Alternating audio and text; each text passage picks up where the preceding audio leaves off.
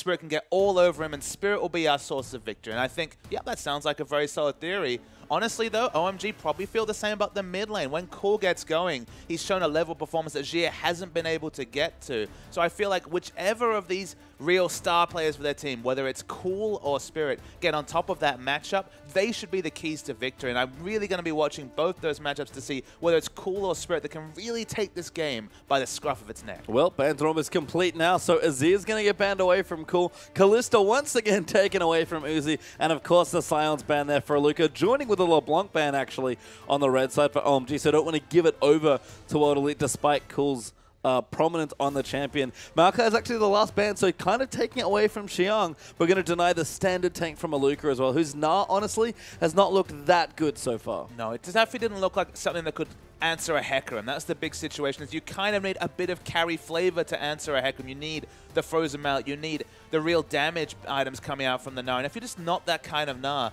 just don't pick yourself into the matchup. Cassiopeia is the notable champion that's made it through picks and bans. Is Xiye feeling confident to play it? Because if not, we've already mentioned 13-1-7, 1150 AP. It was a real hard carry performance from Cool to get them over the line in Game 1 yesterday. And they are going to take it. It looks like Aluka selects his Atlas, rushes over and says, it's okay, you picked the right champion. First pick Cassiopeia for World Elite. What will the answer be is the question. They're not going to rush to pick a mid lane. There's no rush to do so.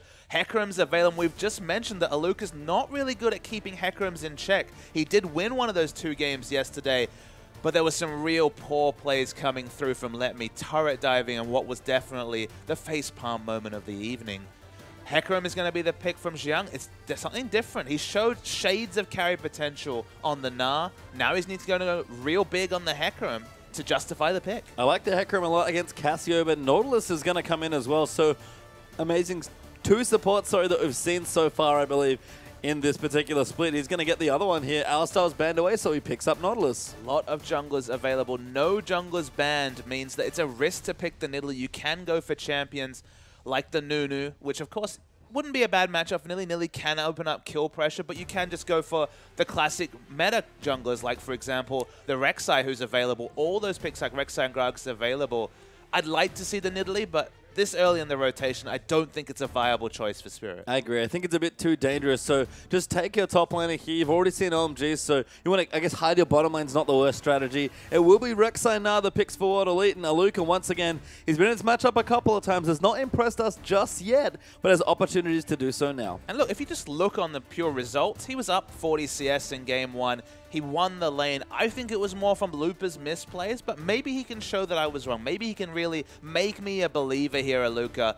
It took me a long time to warm up to the Scion, and then by the time IM came around, it was world-renowned. So if he can make Gnar his own, at least that's another string for Aluka, who's maybe unfairly pigeonholed as just a tank role player. Yeah, Aluka certainly seems like a slow burner as far as champion mastery goes, but again, as you said with the Scion, when he does get going, he looks great. But OMG have made their next few picks. Uzi is back on Sivir duty once again. Surprise everyone. He's going to play Sivir again. And Juejue is going to take the Gragas for the jungle. After we saw a brilliant showing of Sivir Hecarim, we get to see it again. Doesn't have the Sejuani for the guaranteed backline dive. Gragas a little bit more situation depending on how the explosive cast comes out. But definitely the plan is clear. Get on top of that Cassiopeia and delete her. Maybe even just stack armor and try and DPS down the Cassio instantly. Oh, I actually saw the Morgana for a second, but Conan switches it up to Thresh. Mystic's going to take Lucian, so an aggressive bottom lane, and I think our standard response now to Sivir has been Lucian, but I like the Morgana there. I think you already see what OMG are trying to do is amazing flashes of fizz. This is a very classic cool champion. Pawn played this yesterday against YuZhe Cassiopeia and completely smashed the Cassio. Any of the assassins is fine. Rookie's already played a huge performance on the Ahri. Cool is the queen of Ahri. He's a wonderful Ahri player. It'd be great to see it back, but Cool on either the Ahri or the Fizz would have been fine, and it's going to be the Ahri. It's back. The fans probably celebrating right now in the stands because Cool's Ahri, it's been a while since we've seen it, but in spring he was drawing constant bans for this champion. You have to think that even if he's a little bit rusty, it will not take him very long to warm back up to one of his favorite champions. In the Cinderhulk meta, it hasn't proved to be an auto pick or an ideal pick for the Ahri, but it's against only one Cinderhulk here, a little bit less health stacking, especially if this Gnar wants to pressure the Hecarim. theoretically, you have to go a bit more the damage route, maybe a little bit less resist, maybe a little bit more squishy. The more viable targets there is to 100 to 0 for the Ahri, the better. Yeah, we'll go through our matchups now. So Aluka back into the Gnar Hecarim matchup up against Xiyang. Be curious to see how Xiyang can get going on the Hecarim, if at all. Spirit on the Rek'Sai versus Juejue's Gragas. Very standard jungle matchup there as well. But the exciting one has to be in the mid. Xiye's Cassio versus Cool's Ahri. High pressure ganking junglers to a pick mid laner and a very high DPS mid laner. Should be a lot of fireworks around mid, and both those featured matchups, whether Cool or whether Spirit can get going, featured there. Yeah, and Conan amazing and round things out with some hook champions there as Thresh versus Nautilus. Bottom lane could be explosive as well. There are a lot of things that could happen here in this particular game, and very excited to get into our first one. I mean, WE versus OMG is the two most popular teams in China. It's a really big rivalry. World Elite, slow burners, but at least getting a win on the board. Can this finally be their big gambit? Can they finally show that they are a top team in waiting? Well, I guess we're going to find out relatively soon here between these two teams. And you know what? Let's find out right now. We're about to get straight onto the Rift.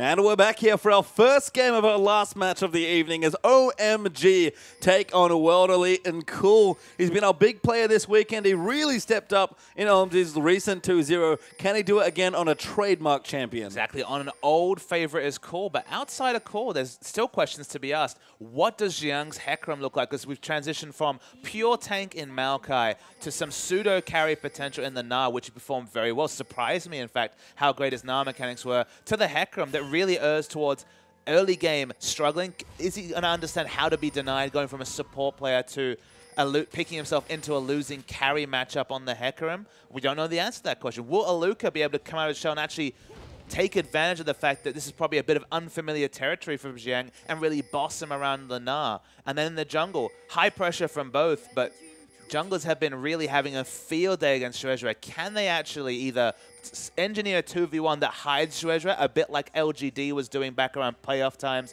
2v1ing consistently to hide TBQ? Or will Spirit and juejue just go at it, and will that be an even matchup? Or can Spirit show us why he's respected as one of the best junglers in the world and really blow juejue out? He's one of the best counter junglers in the world as well, so I agree. I'd love to see Spirit kind of go back to his roots and be a bit more aggressive, but even at a basic level, it seems like we're going to break out into standard lanes here. I actually like that a lot of teams seem to be picking Hecarim, who's fairly late game oriented as far as champions and sort of farm priority goes, and just picking an assassin is amazing. Gets the first hook down, and Uzi's already in it, but the Flay goes back in, and that trade was won by World Elite. That was definitely one by World Elite. Another small mistake from Amazing. If that was a Blitzcrank, it would have been a wonderful hook because it would have brought everyone towards OMG, but Amazing ended up going so deep. He took minion aggro, he took a trade, and lost it convincingly. I've seen a lot of level 1 all-ins, especially Def seems to be responsible for a lot of them in the LPL, but not working out quite there for, again, Amazing finding his space with his new AD carry Yuzi. juejue is going to pick up the Scuttle Crab. Doesn't look like there's going to be a 3-buff situation this time. And that's just been all too common when juejue has been playing. It has. I mean, I think it was 2 out of 2 games, despite the victories for OMG when they played up against RNG, that it happened. But level 2 is dinged pretty early for both of the bottom laners here. And juejue is actually going to invade Spirit here. That is very, very manly. But Spirit not going to get his Raptor denied, just pulls it away and going to wait for his smite. In fact, it's going to be a smite off here. Good vision there going down. Who's going to get the Raptor? It's fairly important. First smite goes in. Spirit's going to take it away. Those level 3 to level 2. Cassiopeia is that time for him and Juejue. Far too much. Cool. Oh. Massive flash by Xiye of the Charm. And he very well-deservedly collects first blood. And it feels like juejue overcorrected. He was too passive yesterday. Went to invade in what is a very even matchup. Didn't even call in Cool to react first. And he was punished. Yeah, Spirit's in the bottom side as well. Uzi, I think, might have fancied a 1v2 there, but Amazing spots the jungler coming down and prevents the gank from coming in, but Xiye loses his flash but gains the kill. He'll take the trade, and he's already ahead of Cool in this matchup. Now we're trying to see if there's going to be a hook. Hook lands. Lands onto Amazing. Heal used by Uzi. Mystic going to be the target. Gets ignited down, but Uzi doesn't have enough damage. Conan going to try and line something else up. Uzi turns around for a few more autos. Hook lands onto Conan. Good boomerang blade. That's going to force the heal. Mystic flashing down, but Amazing just manages to live. Uzi's going to hold on to that flash, but Amazing just barely gets away. He lived on 7 HP, Pastry Time. That is by the skin of your teeth and then some. Again, the new members of this team, the communication's not there around the mid lane when we saw the first blood came through. If Cool was calling him to do that and was going to come in first, remember it's on world lead side of the jungle, so Xiye has a much more direct path. Absolutely go for it, but in this lane matchup, it's not like Cassiopeia is at the whim of Ahri. Where the lane was as well, it wasn't pushing into the turret. Xiye didn't lose anything rotating and just got donated, basically a free kill. And the free blue buff as well, which is actually something I only just noticed when we panned back to the lane. But that's bad news here for Cool, who's starting to lose the lane matchup, mainly because of what just happened as Cassio goes back for a nice early tier and some boots. And it's worth knowing that uniquely in the LPL, remember, this is an all-Chinese lineup coming through from OMG. There shouldn't be communication issues from a language perspective. So this is just new players coming into the lineup. And this is an OMG lineup that's been basically the same, save Pomelo and Loveling swapping roles for a couple of years. They've been basically the same 5-man unit, just looking wonky now that they have the new members. Yeah, adjusting to their new players is certainly something that's going to be, I think, a fairly consistent trend of this OMG lineup all summer long. But Xiyang could be in trouble in the top side as Rek'Sai has spotted him off, maybe thinking about a dive. Aluka in Mega Gnar form, but it's going to wear off fairly shortly, and that'll probably end all possibilities of a gank. Xiyang, I think he's going to be just fine in this particular situation. It's going to take a while to push in the minions. He's already spotted out the Rek'Sai, so even though the gank is very, very strong, there's no Gnar ultimate available either. If the Gnar is available, if Aluka pings 6, maybe there's kill potential, but Spirit's really camping this hard. Yeah, he's almost level 5, his Spirit, but he's waited quite a while to try and get it down there. Wave eventually pushes back to Xiyang, and he's going to collect more CS, and he's keeping it nice and even. I think any difference of about 10 or less is good news for Hecarim in this lane. I think that's a fair number. Oh, Spirit charging in there. Gets the knock-up, forcing the flash, actually. But a very nice charm from Cool, and the flash prevents him from going down. It was still poor from Cool. He actually had vision of Rek'Sai coming down the jungle, so should have known that he was under significant risk of a gank. Now has flash down when that was really unnecessary. Did he have vision? I can't quite see the ward that he might have had there was vision up top side as Rek'Sai was camping in the top and then moved towards the enemy jungle. So at best, Rek'Sai was taking one of the camps. At worst, ganking his lane. Yeah, and that's what happened. So Cool does lose his flash as a result, but now level 6 will feel relatively safe in the lane, you have to think. Actually went back as a blasting one now, so going to get some early pushing power and AP. We see this a lot when Pawn plays cast, and it's kind of the same story here for Ahri. I mean, Ahri not having flash actually removes kill pressure in these duels. When you have the flash, you can make those cute plays around the Petrifying Gaze, either flashing to the side of it or flashing away from the stun duration. When you only have the Spirit Rush, suddenly you only have defensive Spirit Rush options. You don't really have kill pressure without both those outplay mechanics. I mean, you can do it with just your ulti, but you need to pretty much hard read your opponent to force that to happen. And look, he's a wonderful Ahri player, but that's, I think, too optimistic. It might be here. Spirit's coming back down again for a gank in the bottom side. YuZhe spell shields, but flashes the hook nicely. Xiye down here as well. The teleport cancelled by Xiyang, and smartly as well. And Cool beaten to the punch on that rotation. And Spirit, he is brutal today on the ganks. Absolutely, but he's really good at playing champs like Rek'Sai. Both Cacao and Spirit, those Korean junglers, excellent with their pathing. Very smart, those reads, going for those behind-the-turret ganks that used to be uniquely Shaco-only style. Now looking excellent on the Rek'Sai. And blue buff here, not going to be contested, so Cool will pick that up for himself. I imagine Xiye will do the same. Juejue got blue. Not covering himself in glory this game. No, unfortunately, Juejue not up to a good start here this weekend, so we'll see how it lifts out as Cool. Gonna actually have problems now. We saw what happened when Cassio had blue buff in the matchup. It's fairly important for both mid laners. I'm gonna hope for Juejue's case that it was Gromp that stole it, because of course Cinderhulk not completed and can't steal it anyway, but just awkward interaction regardless. And now Xiye with blue, after already being donated the first blue from Juejue, has the blue buff advantage in lane as well. Not a lot of blues going on there, unfortunately for Cool, as Mystic just going to miss the hook there as he takes the lantern away. Nice pressure from Amazing, but OMG's bottom lane struggling a little, I guess, mainly from all the pressure that Spirit's applying. And I agree with you on players like Cacao and Spirit on the Rek'Sai. We saw this yesterday. Spirit was so aggressive trying to gank lanes, but he never overdid it. He just came down, burned some summoners, applied some pressure, and then goes straight back to farming his jungle. He's still ahead of Juejue as far as farm goes. We see a lot of Rek'Sai, and not every Rek'Sai plays like this. Burst trade coming on to Conan. Yeah, they're actually going in pretty all in here. YuZhe pops his ulti. They want Conan. They are going to get it. There's no teleports for the top lane. Is Mystic going to go in onto Amazing, who pulls out just at the end. Now Mystic could be in trouble. Boomerang blade lands, and YuZhe gets gets the double. Mystic should have used Flash, tried to be greedy with the summoner and pays for it. And OMG, despite the fact they looked like they were struggling bottom, 15 CS advantage and now 2 kills. Amazing's dead. Yeah, he is going to die, but he might just make sure Uzi stays safe. Spirit, very nice rotation. It's Xiyang takes out Aluka. Juejue finally comes up big. It's amazing. He's trying to dodge Prey Seekers, but yep, just going to play a merry old tune in Spirit, and he'll get it eventually. Yep, finally the kill comes through. It's worth knowing that Xiye left lane and actually lost a wave of minions to the turret, trying to help with the gank when it fast became clear that only Amazing was going to fall. So multiple things coming through and things coming up, OMG. Well, Cool has to dodge the miasma.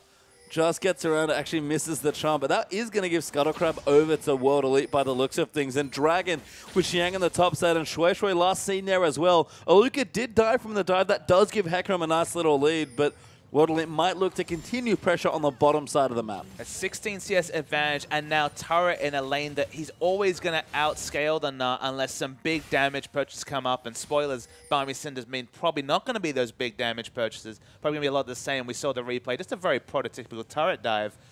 Things are going to get better and better for Xiyang in that top lane. They are, and that was our question. How well can he do on the Hecarim? Seemed to hold his own fine in the lane. Juejue actually a nice gank there. Keeps him safe as Spirit dives in. Lantern over the top, though. And just, again, a bit of pressure from Spirit, not overdoing it. The Death Sentence going wide stopped any kill pressure. That's why the defensive Lantern came through. They just lost the kill pressure without Thresh also joining him over the wall. And Dragon actually attempted now by Spirit, I believe. He's sitting on top of the buff, trying to solo it out. Level 7 means that he can kind of do whatever he wants on the Rek'Sai. He's actually completed his Cinderhawk as well and joined in that Stalker's Blade to get access to the Chilling Smite. So everything is just fine for now. Amazing again wants to 2v2 with Uzi, and they're getting good damage down, but Spirit eventually is going to wear down the Dragon. Jojo's making another little mistake. They knew Rek'Sai was in the area. He passed everywhere but checking the Dragon and ends up being a free Dragon when, if contested, would have been able to do something. Aluka doesn't have a turret to run to, but with the bounce, he finds his inner turret. Minion Wave actually very nicely positioned as it comes back up the lane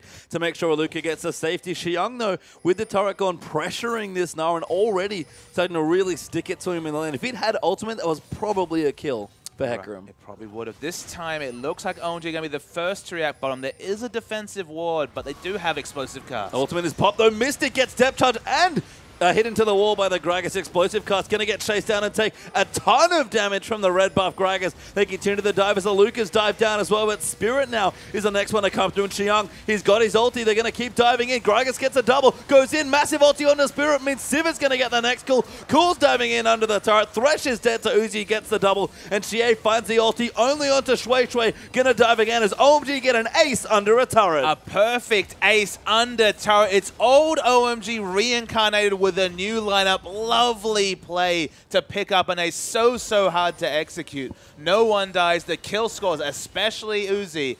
Something about this Sivir really lines up. 5-0-2. I mean, you can sort of see there, just popping the ulti and having everybody charge through.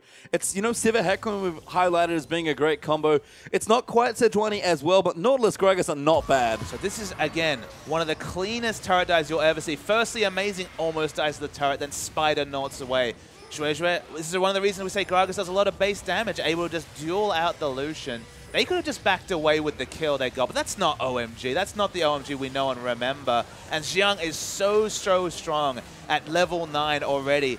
And now Cool takes the last turret hit, doesn't die crucially to the turret. They continue the shenanigans, but it's 5v1. And a big team fight win for OMG. And it seems like we discover what OMG have been training with this new lineup the whole time. We might have had some missteps here and there from players, as Cool will also get the blue buff. As Amazing even might look for Spirit. Spirit knows he's there. Cool pops down a ward, but hasn't quite seen the Rek'Sai yet. And Amazing face checks a brush, but with his jungler there, as double wards come down as well. They'll collapse the tunnel and keep Spirit away from the mid lane. There's a reason why there was a famous meme around Season 3 World Championships involving Chinese client not having any turrets on it.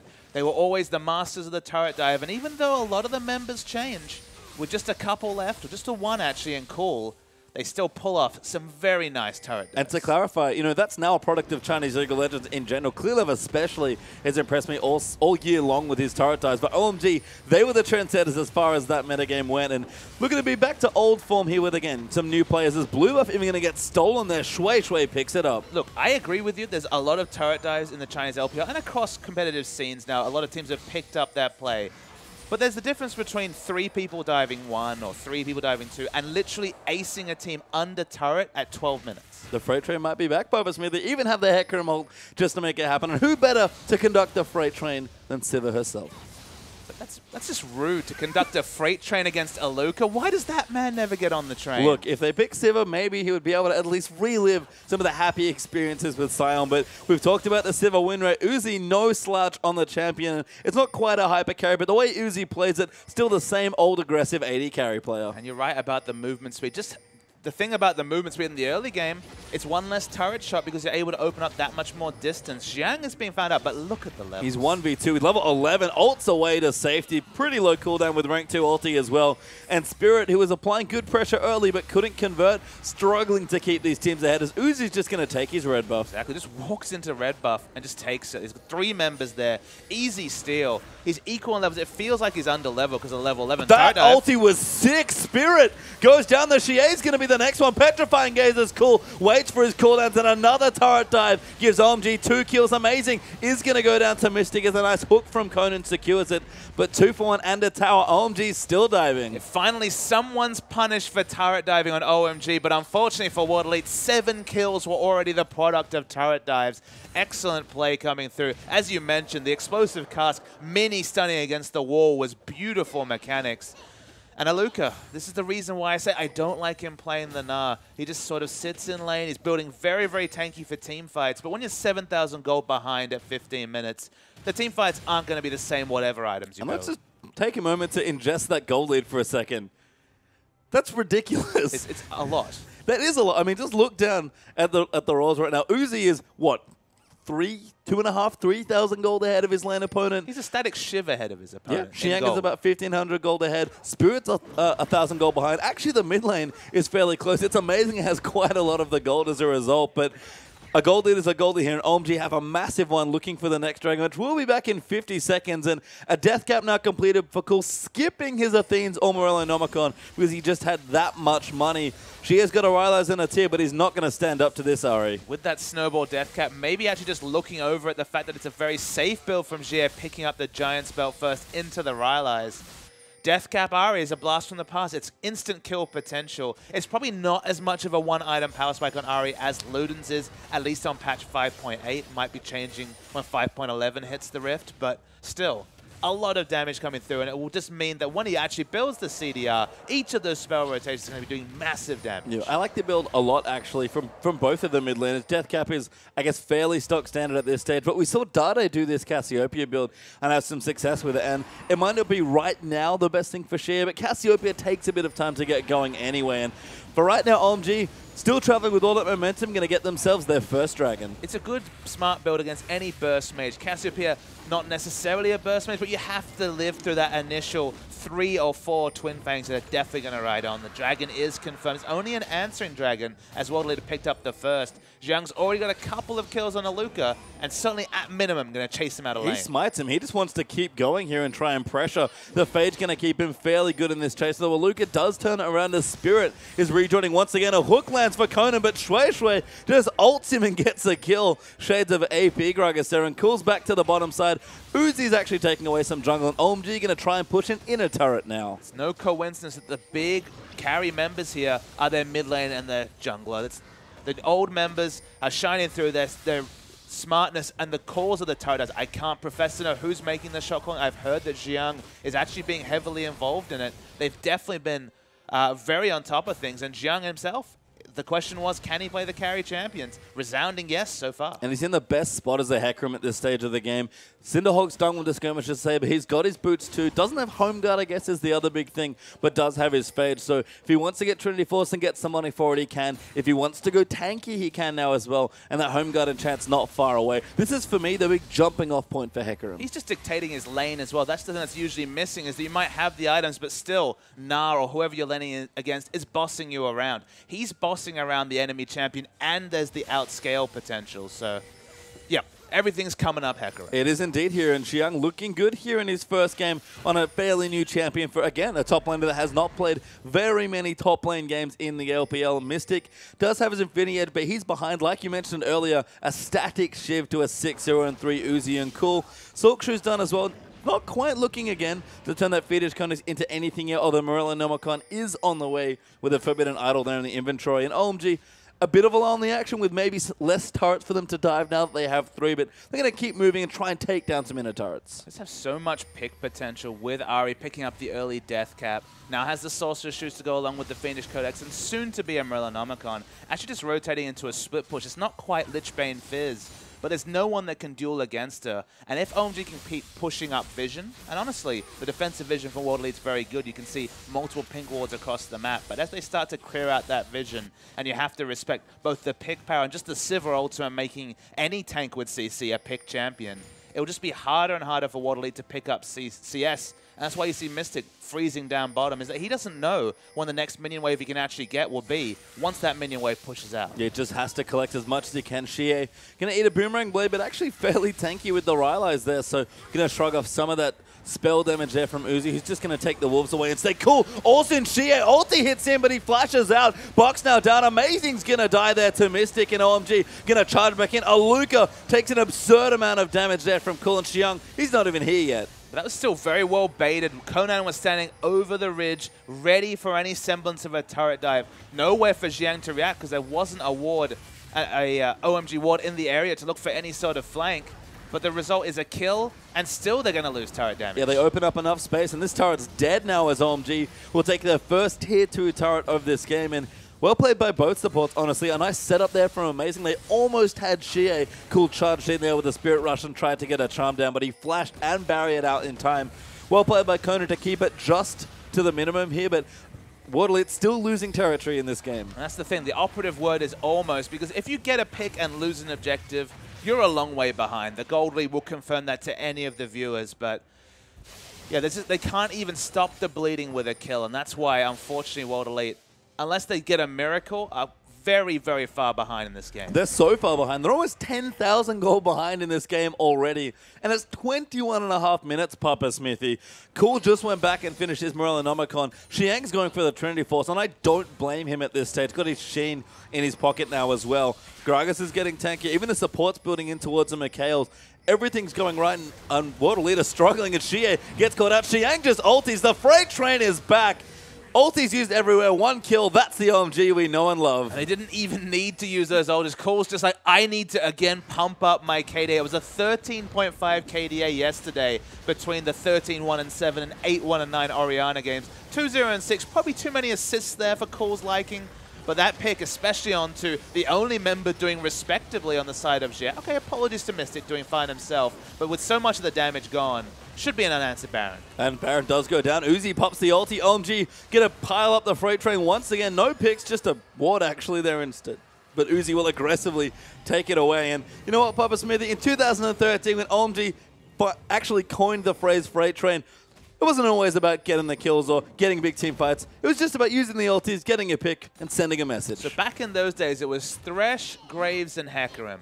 You can sub out Graves for Sivir. I don't think that's fine on this particular patch. When you've got those 3 items, you're basically hitting people with buckshots with your Boomerang Blade. The Hecarim's still there. In the top lane now, it's not anymore the Loveland jungle Hecarim, but the metas shift like that. And Nautilus is a very apt replacement for Thresh, because again, we're just talking about pick CC, and you're correct. Throw out the ultimate, someone's going to die. In this case, it's Xiye, and that's a bonus, because then you basically get free Baron, because there's no downside opting into a Baron with only 1 damage source left on World Elite. And it's just Mystic here who has to dodge so many skill shots. Forget about ultimates. They're not going to be up after the pick onto Xiye. OMG, complete control of the game. Now officially 10,000 gold ahead at 23 minutes. Dragons back up in 10 seconds, and World Elite, they're going to have to buckle up and prepare for a storm. They have a long hill to climb if they're going to get themselves back into this game. And honestly, I mean, a surrender is something they could consider in this case. It's not like you look at your comp and think, all right, we got the outscale, boys. They don't really even have that. Cassiopeia, I guess, theoretically could hit 6 items, 1150 AP, but there's just so many different types of pick threat onto her that I think you're going to have to go so defensive in the build that those sort of numbers aren't realistic. Remember, we did see Dade play a similar build, but he wasn't pushing 1000 AP whereas Cool was, because he gave up on items like Giant Spot and went full aggression in the build.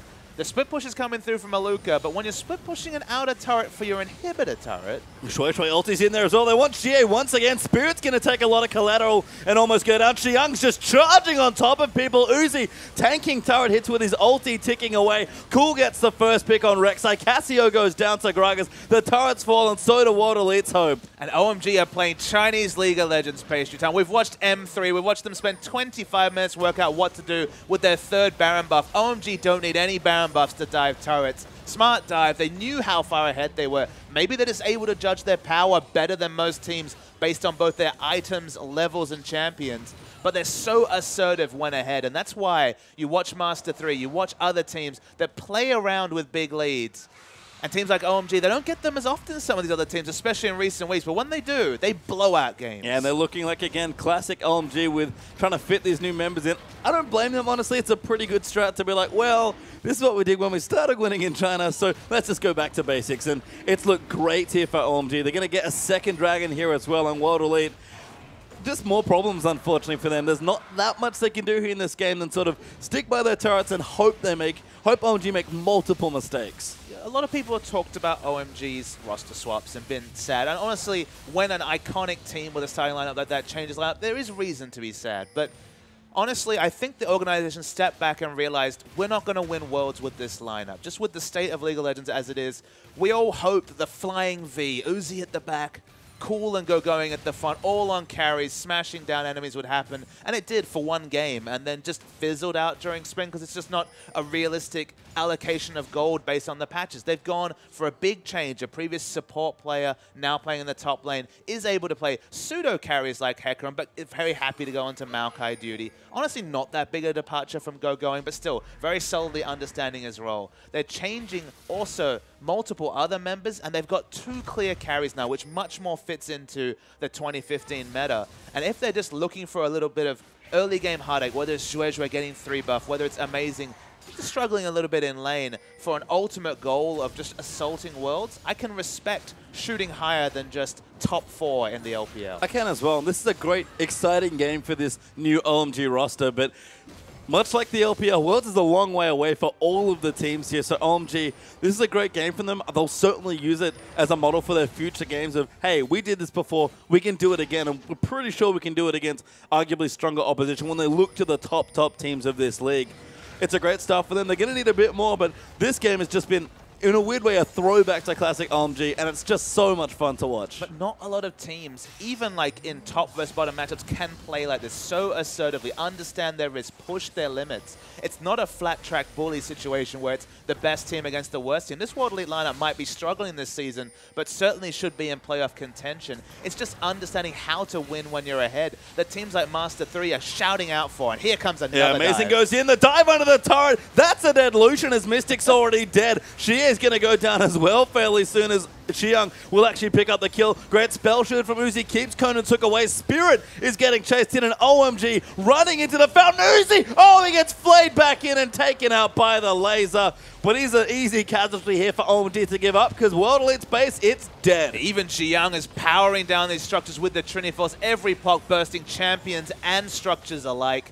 They're taking their time, hoping they get some more exit kills. Cool, really wishing he could flip his assists and kills. But a very comfortable win for OMG. Shades of 2014 and 2013, which given their stranglehold on the scene, especially 2013, that's good times for OMG. It is indeed, and a great first game there is Cool. Cracks a smile. Spirit looking bemused, I have to say. He's certainly not happy, but I don't think he's quite sad either.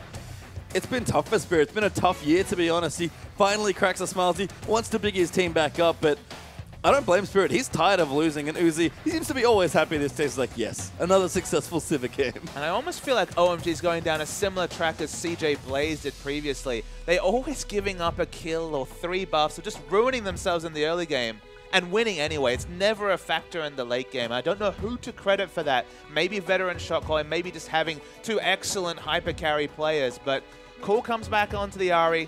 Looks like he's never left the champion. Still very solid in that role. And YuZhe on Sivir. He's never left the Sivir. Trust me. He wants to, I'm sure. I know that it's eating away inside. He hasn't rage locked in vain yet. So obviously, he's happy to be winning. He's been smiling a lot, honestly. YuZhe's attitude, at least from what we can see just from a couple camera shots, looks good. And you know what? So does OMG's play. Fantastic first game here against World Elite. But don't go too far away. Game number 2 is coming right up.